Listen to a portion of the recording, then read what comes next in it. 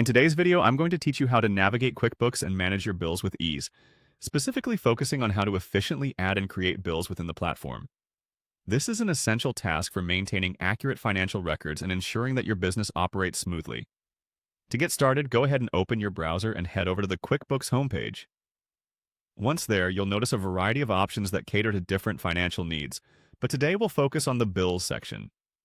Clicking on Bills will take you to the area where all bill-related information and tasks are stored.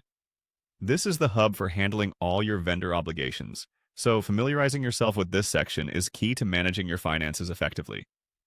Now, with the Bills section open, you should see an option that says Add Bill. This is your next stop. Clicking here allows you to input a new bill into the system.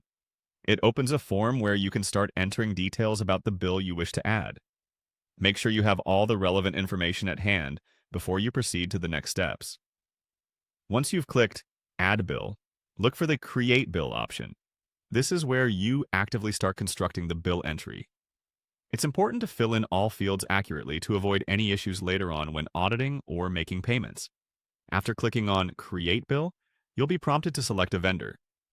Vendors are any individuals or companies you owe money to, and QuickBooks helps keep this organized by allowing you to manage and track these relationships in one place.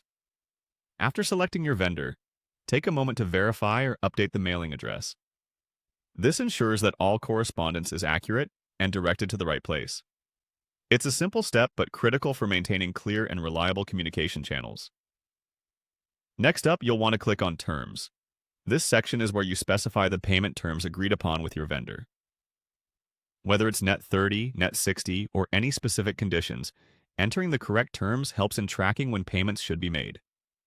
It's also vital in maintaining good relationships with your vendors by honoring agreed-upon timelines. Following this, you'll see options for specifying the bill date and the due date. The bill date is when the bill was issued, while the due date is when the payment is required. Always double-check these dates to prevent premature or late payments, which can affect your cash flow and vendor relationships. By meticulously following these steps each time you enter a bill in QuickBooks, you're ensuring that your financial records remain accurate and up-to-date. Managing bills might seem routine, but it's a crucial component in running a successful business.